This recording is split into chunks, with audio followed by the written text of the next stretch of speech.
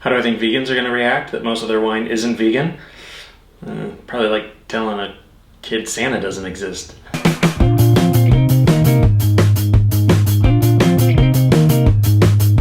Hi everyone, Sam here, Wednesday Night Wine Club, and this is a Ruining It video. Today we are going to talk about vegan wines, or depending upon who you are, the unfortunate lack of vegan wines. Now vegans, I respect you as people, but I kind of think you're weird. It's a weird call to be a vegan. It's kind of like pushing your dog in a stroller. Why?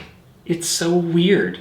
But again, respect you as a person. Now whether you're a vegan or not, you might be asking yourself, isn't all wine vegan? Isn't it just grapes?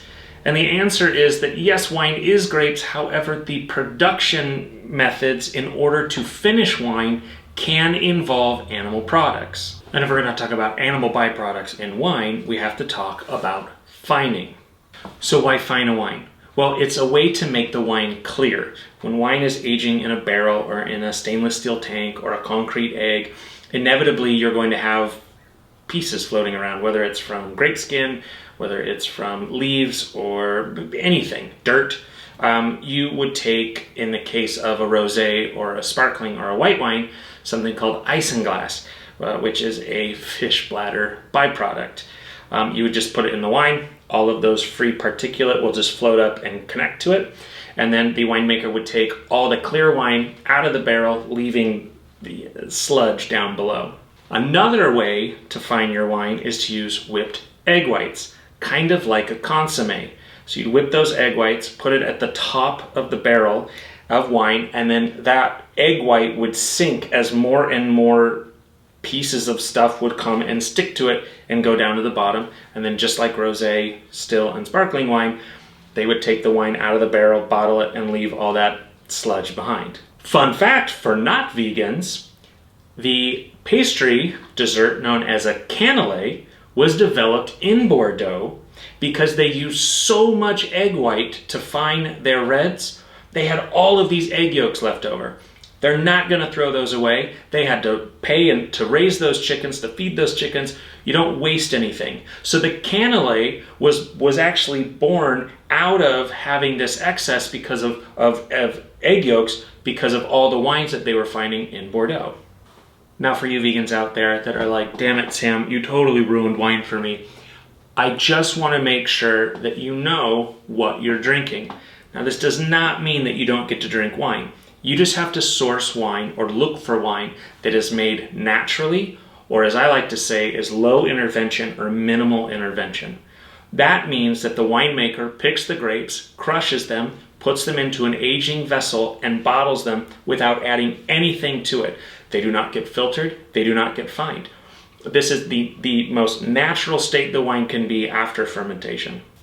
And if you're wondering, well, how do I know that the wine is natural, or how do I know it's unfiltered and unfined? Usually a winemaker that's going to go through the whole process of shepherding that wine along without any kind of chemical stabilizations, they're going to announce it on the labels. So you have a pretty good indication that really when they say unfiltered, unfined, they're almost always going to be vegan. And if you have a question about that, you can ask the shop owner, ask your sommelier. But you should ask anytime you go into a restaurant or a shop about vegan wines, because you might inadvertently be buying some that, again, might just have a little bit of egg white in it. All right, all my vegan weirdos out there, I'm so sorry I ruined these wines for you. I hope this helps you drink better. Cheers. Oh, I forgot one more thing, and you're gonna wanna strap in for this one, because this one's bad. So I didn't talk about harvesting the grapes. So there are essentially two different ways you can harvest grapes. One is by hand. You hire a large group of people, you give them clippers, they walk through the vineyards and cut off all the grapes that are ripe, all the bunches that look fantastic.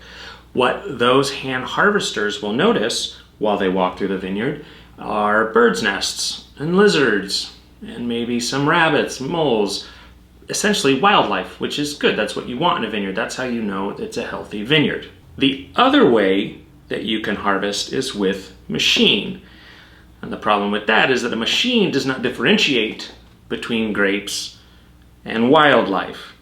So everything gets sucked up together, gets taken back to the winery, and then you might have hand sorters that will wade through The good grapes, the bad grapes, and then everything else. Bird, we don't want that in the wine. Bird's nest, that's gross. Is that a mole? Let's take that out. It essentially can look like a scene out of a Quentin Tarantino movie. I know.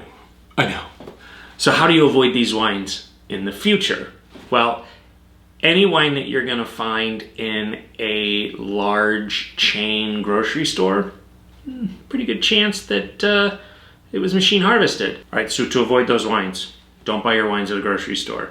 If they seem impossibly inexpensive or cheap, don't buy those wines. All right, I've ruined enough for one day. Here's to better drinking. Cheers.